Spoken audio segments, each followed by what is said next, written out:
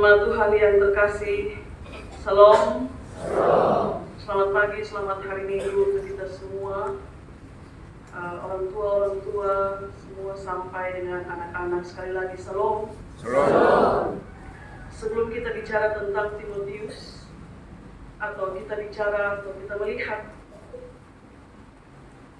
kehidupan Timotius yang adalah murid, mari kita belajar sedikit dari gurunya Timotius, yaitu Paulus, tentang kehidupan masa lalunya dan juga tentang keyakinannya akan masa depan, termasuk di dalamnya tentang kehidupan yang kekal. Saudara, saya bandingkan kehidupan Paulus sebelum dia mengenal Kristus.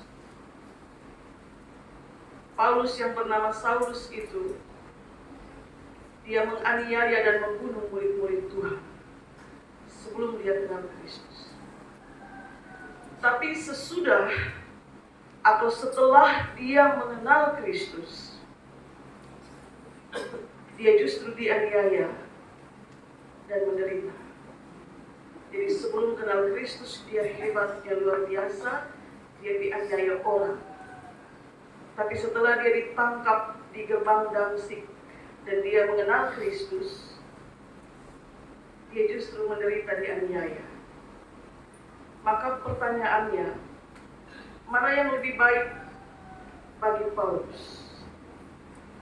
Kehidupan sebelum mengenal Kristus atau kehidupan setelah mengenal Kristus?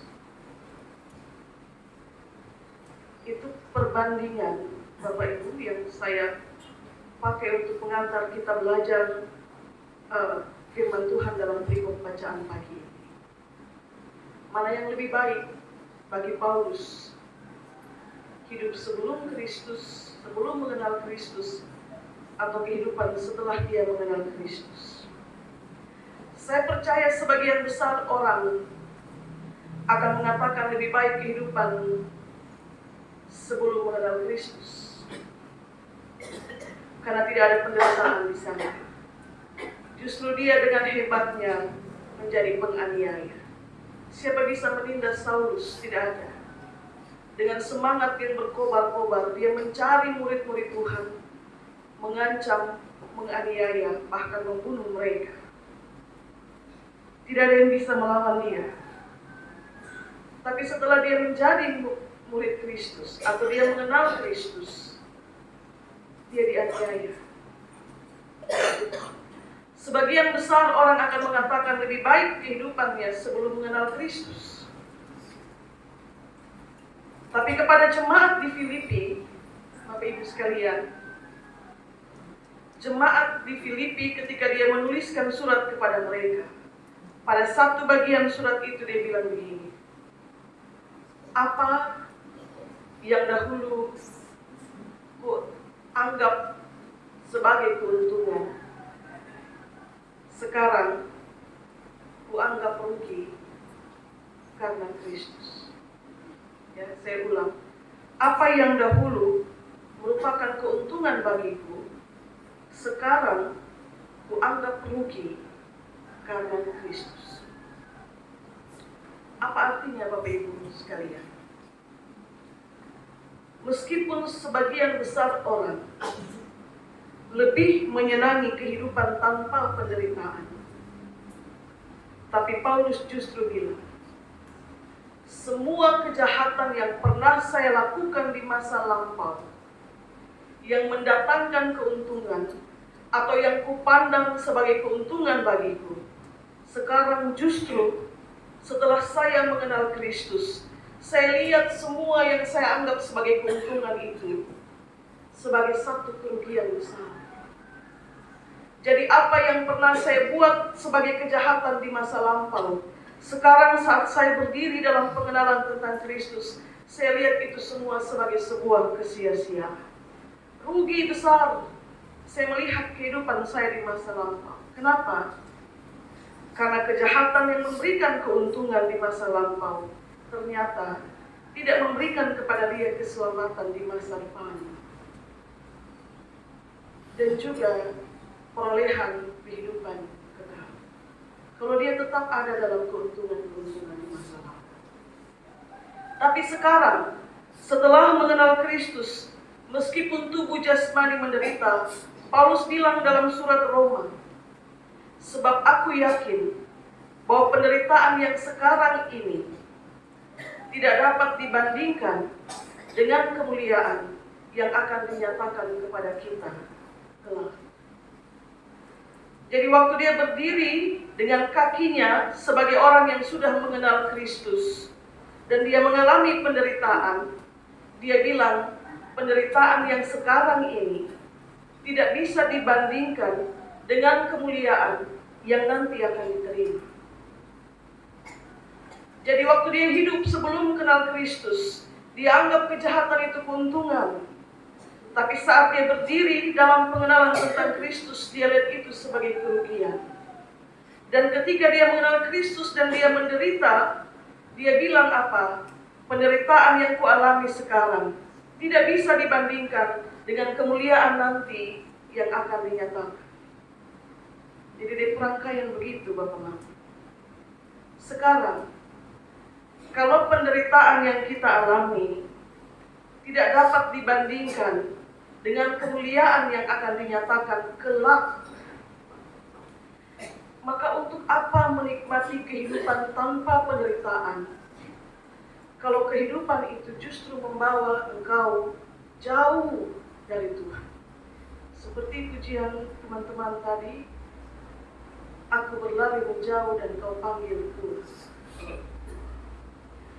Kalau penderitaan sekarang tidak bisa dibandingkan nanti dengan kemuliaan, maka untuk apa hidup tanpa penderitaan, tapi itu membawamu menjauh dari Tuhan. Kehidupan tanpa penderitaan, tapi jauh dari Tuhan, itu keuntungan bagi orang-orang yang mencintai kejahatannya. Tapi saya dapat memastikan berdasarkan kebenaran firman Tuhan saat ini, Bapak Ibu Saudara-saudari sekalian, sesungguhnya semua itu sebuah kerugian besar ketika kita tahu bahwa kemuliaan besar disediakan di depan kelak bagi setiap orang yang bertahan dalam penderitaannya sekarang dalam iman kepada Kristus. Nanti kita lihat penderitaan-penderitaan apa. Kalau Paulus dan Timotius, kalau kita baca surat-surat pastoral mereka, surat-surat pastoral Paulus, mereka menderita karena memberitakan firman Tuhan. Kita pada masa kini, apa penderitaan kita? Kemuliaan besar menanti bagi setiap orang yang pada saat ini, ketika dia mengalami penderitaan, dia tidak melihat itu sebagai satu kerugian. Itulah sebabnya perikop bacaan kita menulis, iman itu bertumbuh karena dua hal. Iman itu bertumbuh karena dua hal. Pertama, karena membaca kitab suci, dan yang kedua karena penganiayaan atau kita sebut sebagai penderitaan. Dua hal ini terkait. Kalau saudara dan saya hanya setia baca kitab suci, ya, dari pagi sampai malam duduk bersama kitab suci, baca kemudian mengulang-ulang dari Kejadian sampai Wahyu, tapi menolak untuk mengalami penderitaan karena bilang saya setia membaca kitab suci, tapi kenapa penderitaan datang, maka imanmu tidak bertumbuh. Demikian sebaliknya kalau saudara kuat bertahan dalam penderitaan karena mempertahankan imanmu kepada Kristus, tetapi tidak ada kesetiaan dalam membaca dan merenungkan Taurat Tuhan siang dan malam, maka imanmu juga tidak bertumbuh. Iman bertumbuh ketika engkau mengalami penderitaan karena Kristus dan engkau bertahan sampai kesudahan, dan ketika engkau dalam ketekunan setia membaca dan merenungkan Taurat Tuhan siang dan malam. Jadi iman bertumbuh karena dua hal, Bapak Mama. karena membaca kitab suci, dan karena penderitaan. Itulah sebabnya dalam bacaan kita, Paulus kasih ingat Timotius, orang muda ini.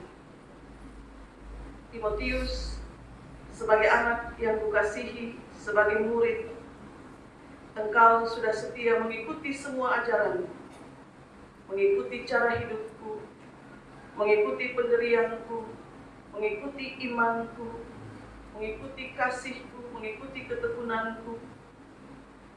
Bahkan engkau bersedia untuk ikut menderita seperti yang kualami juga, dianiaya.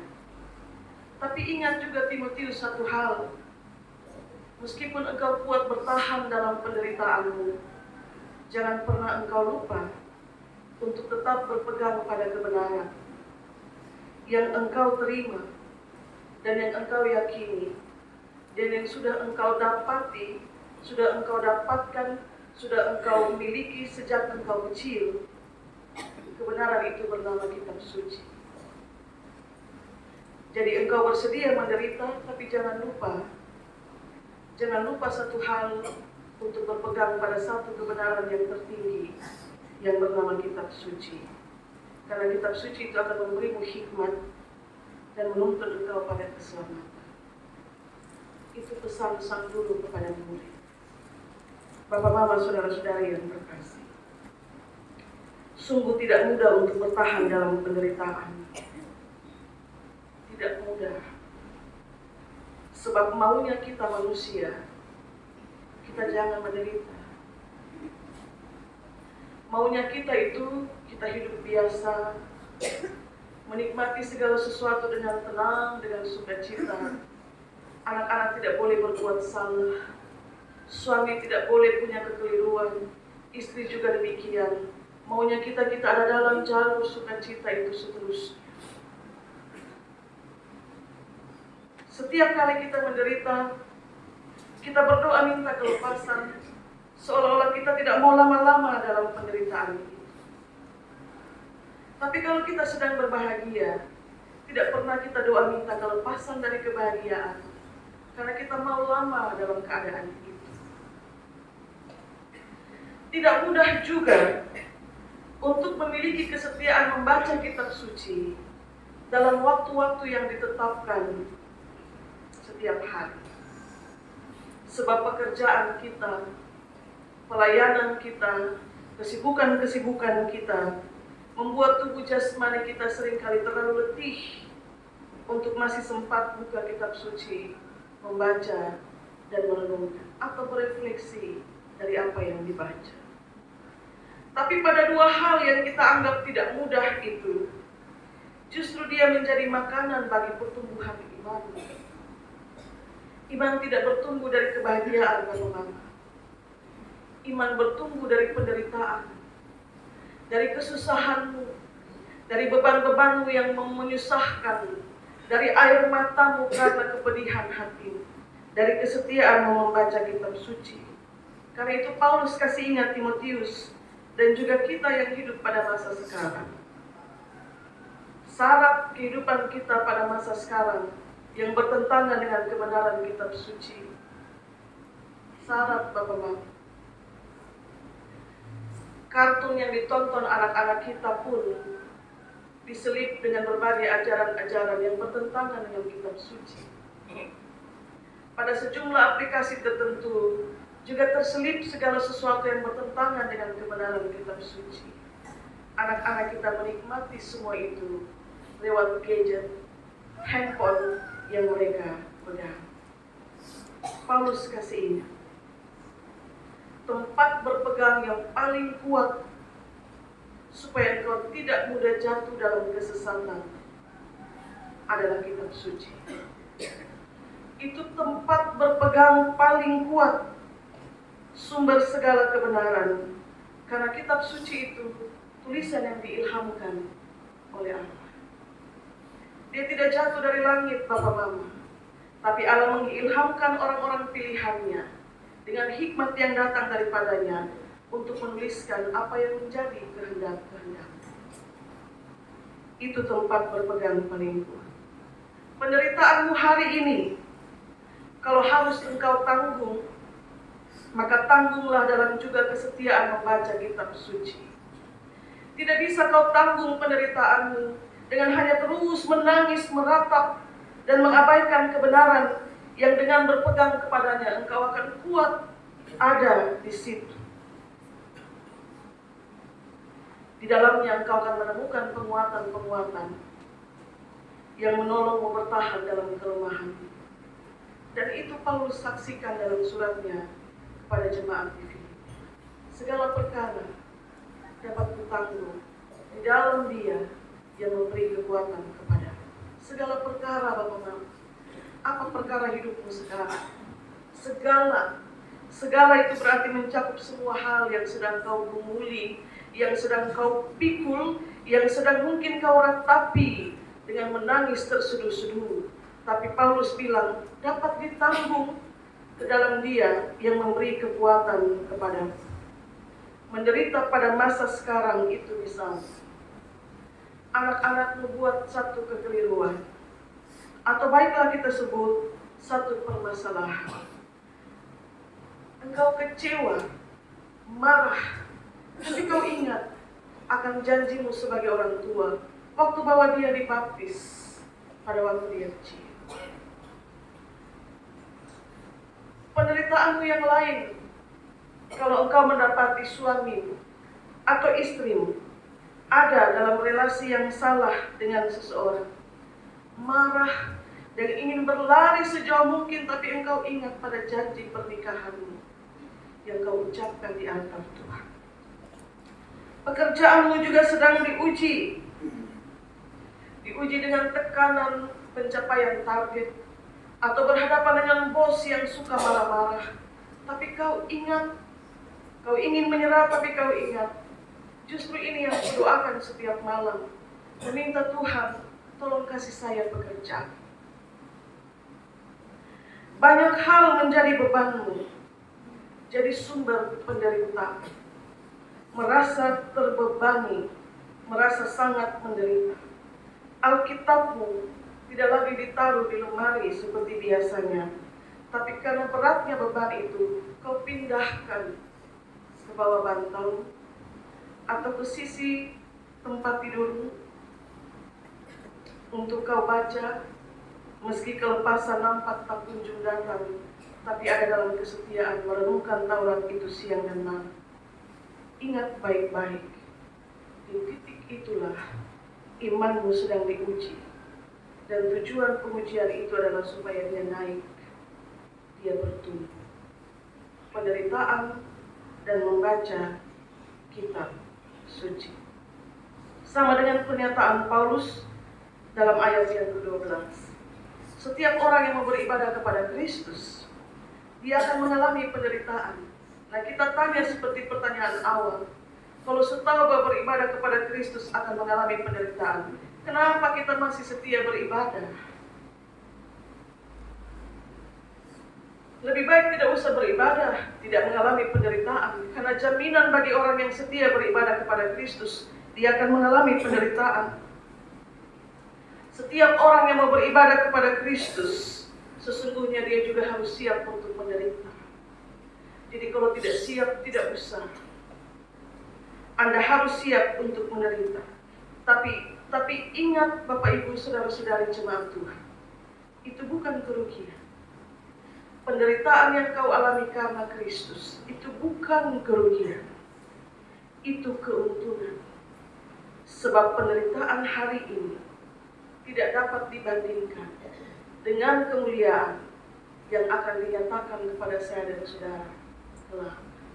Kalau tidak dapat dibandingkan, maka itu artinya kemuliaan itu lebih besar daripada penderitaan yang sekarang. Yang kau anggap besar itu, sekarang itu, ternyata nanti dia tidak ada apa-apanya dibanding nanti dengan kemuliaan yang akan kau terima. Jadi Paulus bilang, aku berlari-lari mencapai garis finish dan aku memelihara iman. Nanti terima mahkota diberikan kepada siapa yang menang. Demikian Bapak Mama, ajarkan kepada anak-anak kita. Pegangan paling kuat dalam menjalani kehidupan itu kitab suci. itu juga tidak berarti mereka tidak buat salah. Sekali dua kali waktu mereka juga buat salah, buat kekeliruan. Tapi ingat pada janji saat engkau membawa dia untuk dibaptis. Mungkin pengajaran kita yang kurang, mungkin pengajaran kita rasa pas, tapi dorongan yang dia dapat dari luar, dari lingkungan sekitarnya terlalu kuat atau lebih besar. Mungkin, tapi tidak ada orang yang hidup benar-benar sempurna. Ingatkan diri kita dan anak-anak kita, meskipun tidak ada satu orang pun yang hidup sempurna, tapi pegangan paling kuat itu kitab suci. Kebenaran di atas segala kebenaran, sumber hikmat dan pengetahuan bagi setiap orang percaya. Sudah hari terakhir, minggu terakhir di perayaan bulan pendidikan. Semoga kita menerima remah-remah baik dari setiap pemberitaan untuk kemudian kita lakukan. Meski tidak sempurna, tapi kita berniat secara sungguh-sungguh. Tuhan berkati kita dengan firman. Amin.